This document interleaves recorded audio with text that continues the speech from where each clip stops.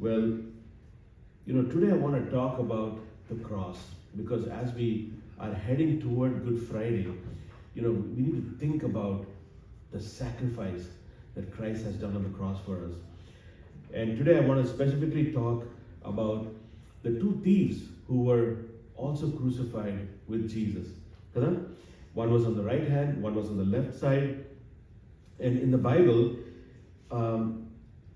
as I was reading this, something really stood out to me. Something really caught my eye. And that is in the book of Matthew, Matthew is writing to Jewish people, right? He's writing to Jewish people, and he calls these two people thieves. You see? He calls them thieves. In Matthew chapter 27, in verse 44, Matthew says, the thieves also which were crucified with him cast the same in his teeth. You see? He calls them thieves. And I'm only referring to the King James Version because I want to make sure that there's consistency in how we're reading this. And if you think about the crucifixion of Jesus, right? If you think about the crucifixion of Jesus, there were so many things going on, kada? So many things are going on. For example, there are some people who are gambling for Jesus' robe, right? They're not paying attention, they're just focused on their own thing. There are some people who are mocking Jesus, right? They're saying, hey, if you're the Son of God, bring yourself down, save yourself, right? And there are some people who are wailing, who are crying, right? A lot of agitation going on, a lot of movement. So there's a lot of things going on, kada? And there's some people who are yelling at him, right? So much noise going on, you see? And in the middle of all this, Jesus, the Son of God, is being crucified, you see? And I was just thinking about it, how much noise there is, and yet, Jesus' ear is attentive to the thief who had faith. Isn't it? So much noise going on. People not paying attention. You see? But Jesus' ear is attentive.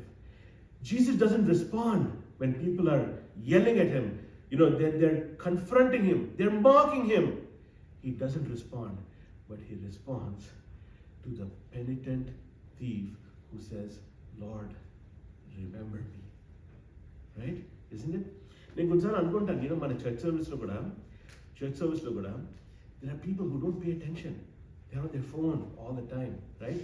They're on their phone, they're thinking about other things, like Brother Raymond said, some people are thinking about IPL probably, right? Cricket guరించి ఆలోచిస్తున్నారు. Did those people, did they hit a sixer, right? Some people secretly IPL పెట్టుకుంటారు phone మీద పక్కన పెట్టుకుంటారు, right? And there are people who are also mocking when people talk about testimonies, when other people come in the church, oh, this person showed up today, great, mocking, right?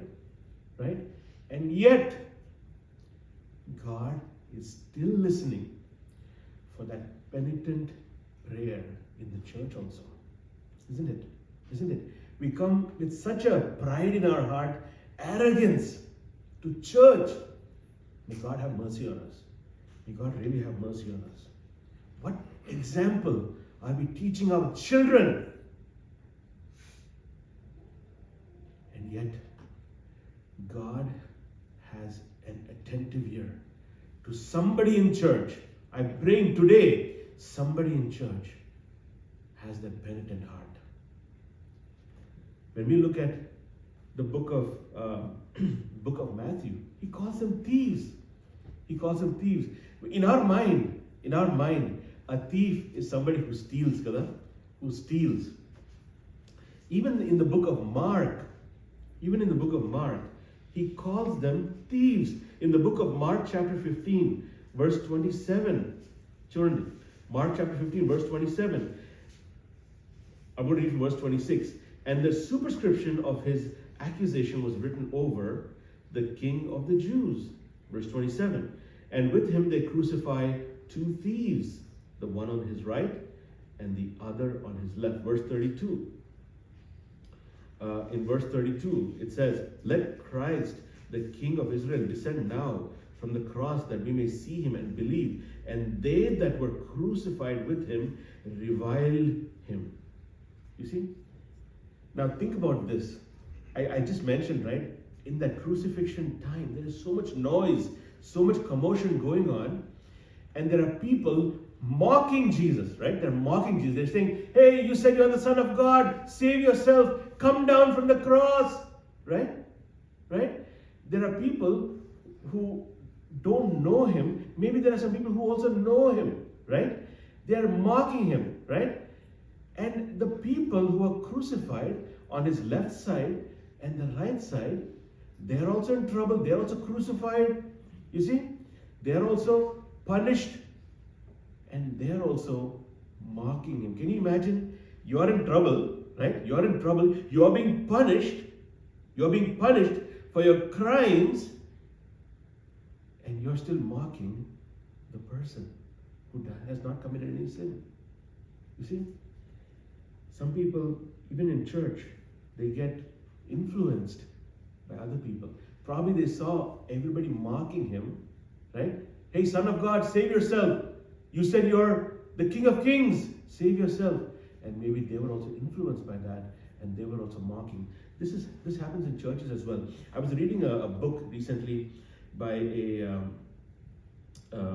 he's actually a president of a Christian college, and he does a lot of management classes, and he talks about cultural issues. అంటే cultural issues అంటే మన Indian culture కాదు, అంటే Bharatanatyam and all that అవి కాదు. He's talking about culture in the home. What kind of culture are you promoting in the home? Are you promoting a godly culture? You see, like Brother Hemant was saying, coming to church on time is a cultural issue. It's a cultural issue. At home, you want to wake up your kids so that they get ready on time to come to church on time. Some parents are afraid to wake up their kids. Why? Kids will yell at them. Why did you wake me up? What is wrong with you? Today's a holiday. Right? It's a cultural issue. But when it's time for school, what happens? Some kids still make that noise, right? Why are you waking me up so early, right? Right? It's a cultural thing. Even in the workplace, there are cultural issues, right? Cultural issues, right? For example, there might be good managers, there might be bad managers, right? It's a cultural thing. And one of the things that he mentioned, which was very interesting to me, is he said, there are gangs. There are gangs. I was thinking, what is he talking about? Gangs. Well, there are gangs in the workplace, right? Like for example, IT people know this very well, right? Development team is a gang. DevOps team is a gang, right? Testing team is a gang. You need to go and ask them, please, can you test this? Please, can you get this testing done? Please, right? They will say, oh, I'll take a look at it. If I get time, I'll do it, right? What is that? It's a cultural issue, you see? But then he mentioned something very interesting. He said, in the church also there are gangs. I was thinking, what do you mean? What gangs? Praise and worship team is a gang, right? Pastoral staff is a gang, right? Right? I was thinking, oh, maybe there is, I don't know, right? So, what happens when there are cultural issues? There are influences. You see, there are influences, and these thieves, they were also influenced by the people, and they were also mocking Jesus. Now, when we think about a thief, it's somebody who steals stuff, right? Well, does anybody want a thief around them? Does anybody say, oh, I want to have a thief with me? No, nobody does that, right? Let's turn to the book of John, chapter 12. John, chapter 12. And I'm going to read from verse 3. I'm just going to read quickly, okay? Then took Mary a pound of ointment of spikenard, very costly, and anointed the feet of Jesus, and wiped his feet with her hair. And the house was filled with the odor of the ointment. Then said one of his disciples, Judas Iscariot, Simon's son, which should betray him. Why was this ointment not sold for 300 pence and given to the poor? Verse 6. This he said, not that he cared for the poor, but what? Because he was a thief, and had the bag and bare what was put therein. Does anybody want a thief in their team? Or, does anybody say, hey, you know what, it's okay, I'm a thief. No, nobody says that, right? But Jesus knew about Judas, and yet he was one of the disciples. You see that? You see that? Jesus knew what his purpose was. What his purpose was. And when you think about a thief in the Bible, Judas is characterized as a thief. And yet when Jesus was crucified, there were two thieves on both his sides. Now, the interesting thing, as I mentioned, Matthew and Mark call these people who were crucified with Jesus as thieves. But Luke does something very different. Luke does something very different. Let's turn to the book of Luke chapter 23. Look what Luke calls these people. Luke doesn't call them a thief. Look what he calls them. Luke chapter 23, verse 32. And there were also two other malefactors led with him to be put to death. You see, Luke calls them malefactors. Now, you might be thinking, hey, what is malefactor? Some of the sisters are thinking, oh, thank goodness it's malefactor, not female factor. Right? Right? Some of the sisters are saying, I know the biggest male factor. He's sitting next to me. Right? Right? Well, male factor means a criminal. Criminal. Somebody who has broken the law. Somebody who has broken the law and deserves punishment. Deserves punishment. So Luke doesn't just call them a thief. He calls them criminals. Criminals. And I was thinking, hey, why is Luke so particular about this? Why is he calling them a malefactor rather than just a regular thief? Well, Luke wants to show something very meaningful here. He wants to show something very meaningful. Let's see what he's talking about here. Let's see what he's talking about here. So let us turn to the book of Luke chapter 23. Luke chapter 23. And there is a conversation that happens here. There is a conversation that happens here. So let's turn to the book of Luke chapter 23. And I'm going to read from verse 32. Luke chapter 23 and verse 32. Here we go. And there were also two others, malefactors, led with him to be put to death. Verse 33. And when they would come to a place which is called Calvary, there they crucified him and the malefactors, one on the right and the other on the left. Now we read in Matthew and Mark how these thieves were also mocking him. Now here's the amazing thing. One of these malefactors woke up that morning and was on his way to hell. He was on his way to hell. Right? He's about to be punished by being crucified next to Jesus. But he's on his way to hell. You see? And possibly when he got on that cross as well, he was still on his way to hell. Right? Because he was mocking Jesus. Remember? The other Gospels tell us that he was mocking Jesus. He was on his way to hell. And within a 30-second conversation, 30-second conversation, his destination changed from hell to heaven. How did that happen? How did that happen? How did a man who's destined to go to hell go to heaven? Well, think about it. Think about it. As we talked about earlier, there were a lot of things going on that day, isn't it? In front of that cross, in front of those three crosses, a lot of things were going on. There were people who were mocking Jesus. There were people who were yelling at Jesus, right? Right? There were people who were crying, who were weeping, right? and the soldiers were running up and down, they were gambling, right? People were laughing, right? One of the soldiers came and put like some vinegar near his mouth, right? A lot of things were going on. Now, who saw all these things happening from the perspective of Jesus on the cross?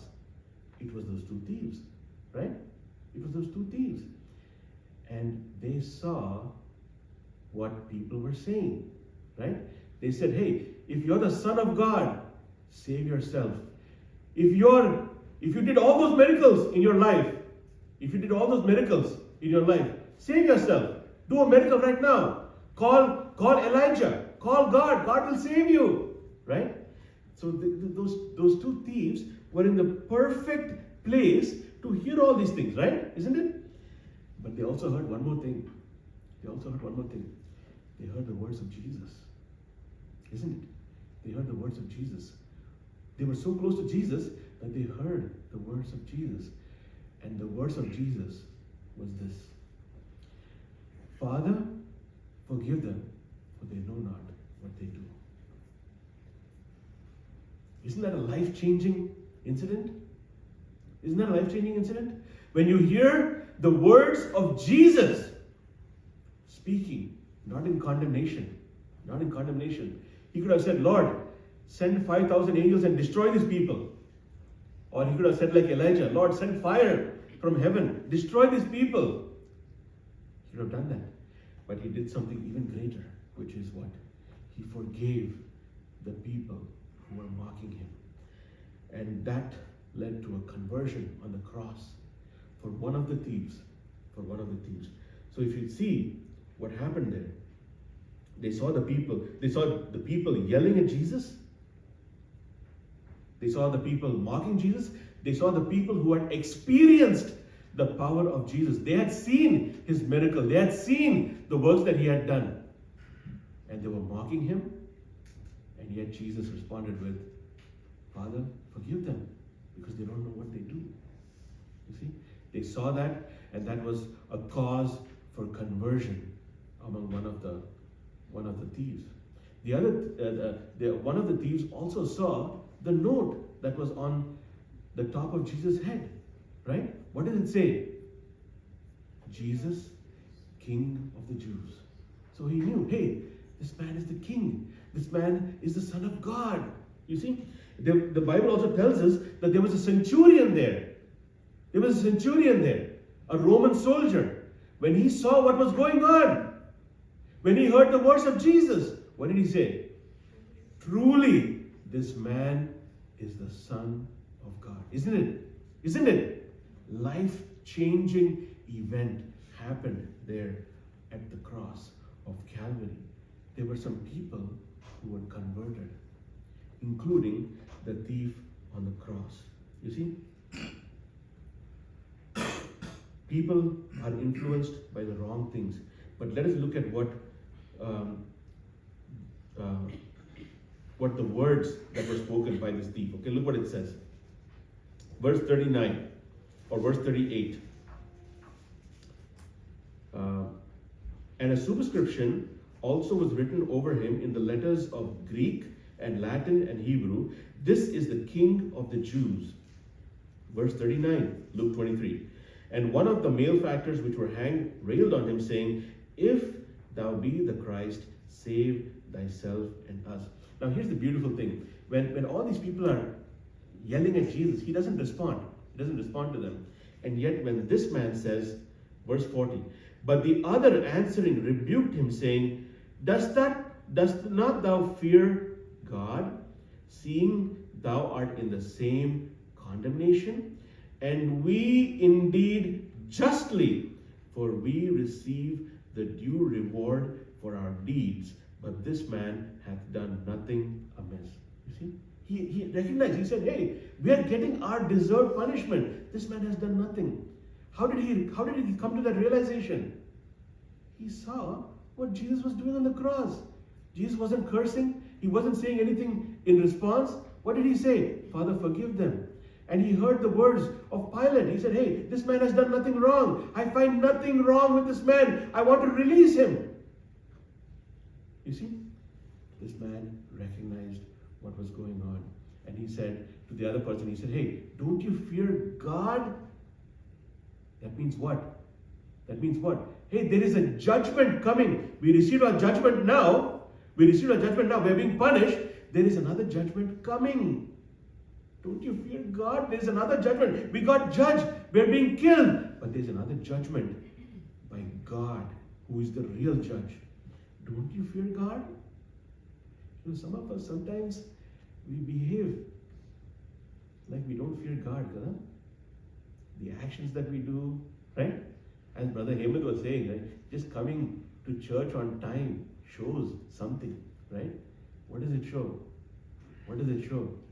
Your fear of God. Your fear of God. In the Bible, we see many people who feared God.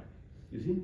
I'm going to read just a couple of examples. Look what it says in Exodus chapter 1, verse 17. In Exodus chapter 1, verse 17, when Moses was born, right? The Pharaoh wanted to kill the babies. But what does it say about the midwives? But the midwives feared God.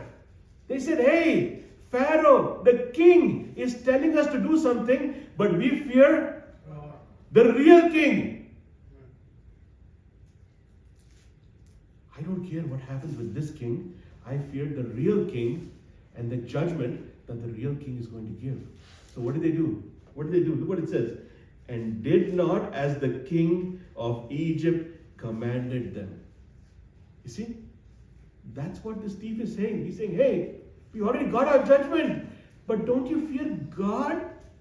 There is another judgment coming. There's another judgment coming.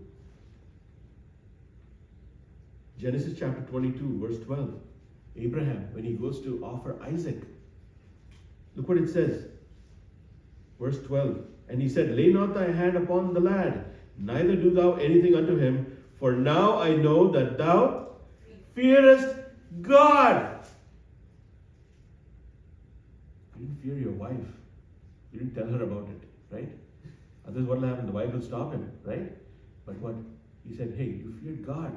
You were not afraid to withhold your son. Your son. You see, that's why Luke calls these people malefactors, because they are criminals, and he's talking about these people from a justice perspective. What did this man say? He said, hey, we received justice. We are being justly punished for our sin. But this man has done nothing wrong. According to the court of law, we are criminals. You see, not just thieves. We have broken the law. But this man has not broken any law. That's why Luke calls them malefactors. You see? Then, look at verse 42. Now, I'm going to wrap up quickly. Verse 42, look what it says. And he said unto Jesus, Lord, remember me when thou comest into thy kingdom. The beautiful thing is verse 43. It says, and Jesus said unto him, verily I say unto you, today shalt thou be with me in paradise. There were so many people mocking Jesus, telling Jesus different things. He didn't respond. But the heart, the words of a penitent sinner, Jesus immediately responded, today you will be with me in paradise. You see? Now think about these words. Remember me. Remember me. Now this man, as I mentioned, he was on his way to hell in the morning, isn't it? He was going to the wrong destination. You see? Why? Because he's a criminal. He had done so many wrong things. He had done so many sins in his life. He was a thief. That's what Matthew and Mark call them. They're thieves, you see? And they might have done a lot of things in their lives, right? They might have had pride, arrogance, sin, unforgiveness, hatred, just like us, right? Just like us. You see, Christians are not immune to these things, unfortunately, right? Right? We have so much hatred in our lives. We have so much jealousy, right? Right? We have so many things that we keep in our heart, right? Outside we're smiling, right?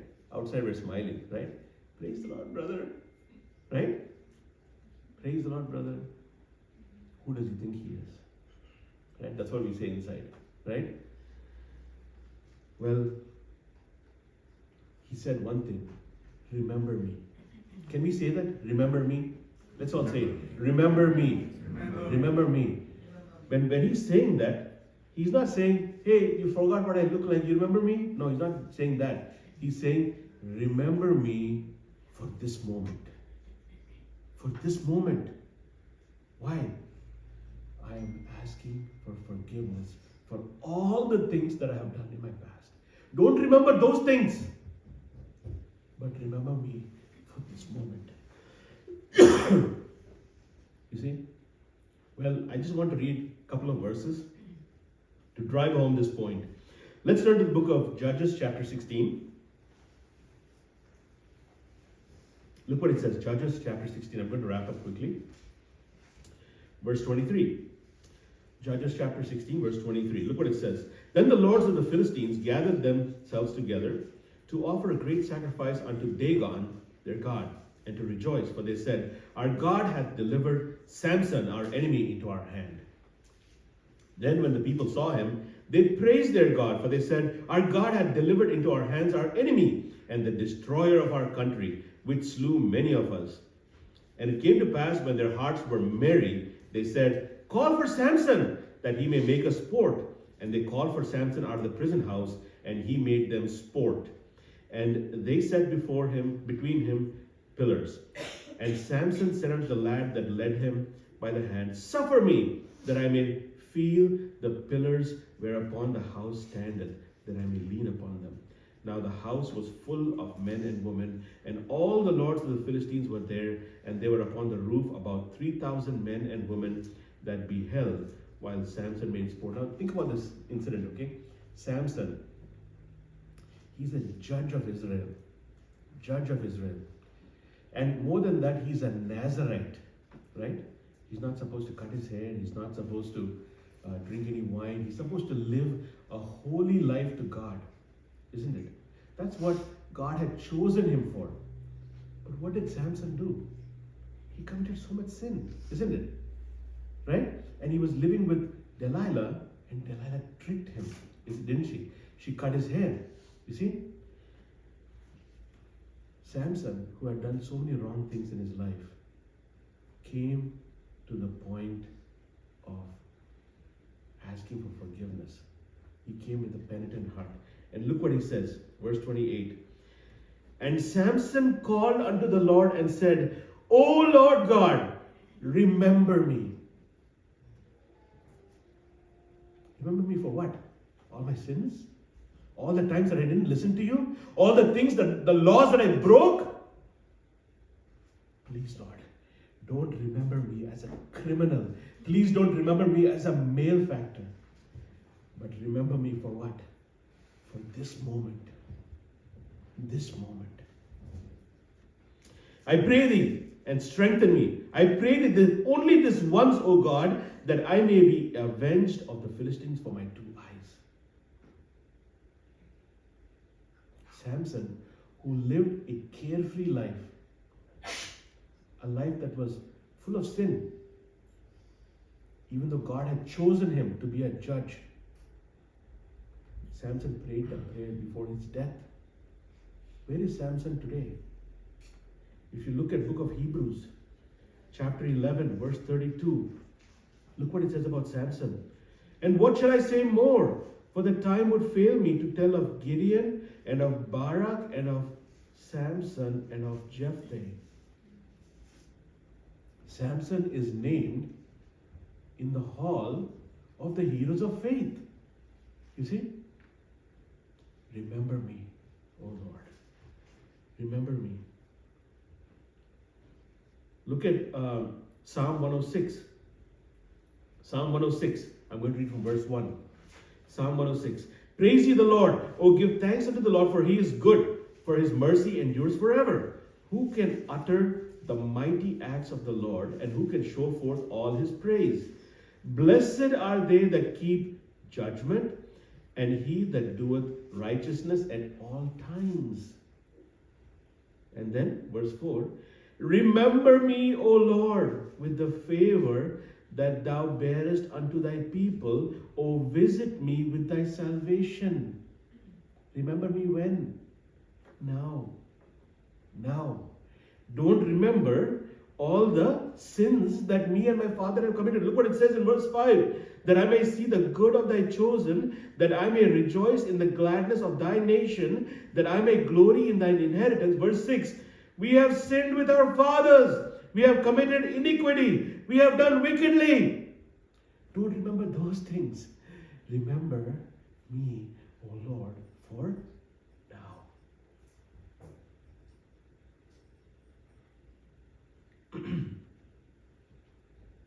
You know, we have come before God today. We're about to take communion. Where is your life today? Where is your life today? If you cry out to God with a penitent heart, He will hear you. He will hear you. And He will forgive you. And He will open that door for you to change your destination as well. I just want to read a couple of more verses. In the book of Nehemiah, chapter 13, Nehemiah says three times, he says, remember me, O Lord. In Nehemiah 13:14, look what it says. Remember me, O my God, concerning this, and wipe not out my good deeds that I have done for the house of my God. You see, Nehemiah is saying, hey, we and our fathers have sinned. We have sinned. But Lord, remember me for what? The good deeds. Verse 22, look what it says. Remember me, O my God, concerning this also, and spare me according to the greatness of thy mercy. He says, remember me. Don't remember me for the bad things. Remember me for now, the good things that I'm doing. And then, verse 31, Nehemiah 13:31. And at times appointed for the first fruits. Remember me, O my God, for what? For good. Don't remember the bad things that I've done. You see? And then in verse 43, and Jesus said unto him, I'm back to Luke 23 by the way, Luke 23:43. Look what it says. Here is Jesus' response. Verily I say unto thee, thou shalt be with me in paradise. You see? What a comforting word. What a comforting word. Imagine if Jesus said that to us today. Today, my son, my daughters, you will be with me in paradise. Wow. What an assurance. What an assurance. Today, not 2,000 years later, not tomorrow, not day after tomorrow, right? Today, you will be with me in paradise. You see? These are words of great comfort. And we can see these words, with me. You know, we don't want to go alone. We don't want to go alone, right? Jesus said, hey, you're going to be, he didn't say, hey, you're going to be in paradise. Don't worry, I'll give you the ticket. You can go to paradise. No, you're going to be with me in paradise. Look what it says in Psalm 23, verse 4. Yea, though I walk through the valley of the shadow of death, I will fear no evil, for thou art with me. With me. Thy rod and thy staff, they comfort me. Isn't it? Isn't it? When we go, we want to go with Jesus. With Jesus. Let us examine our heart. Now, all this time we read about these verses that talk about people asking God, remember me, right? Does God ever ask us to remember Him? Does He do that? Does He do that? Does God ask us to remember Him? Yeah, He does. That's what communion is, right? This do what? In remembrance of me. You see? Jesus said, hey, don't forget the price that I paid on the cross. On the cross. So what are we supposed to do? Remember Him. Jesus is saying, remember me. Don't forget me also. Don't forget me also. You see? That's what He said in 1 Corinthians chapter 11, right? That's what He said. Verse 24, 1 Corinthians chapter 11, verse 24. And when he had given thanks, he brake it and said, take, eat, this is my body, which is broken for you.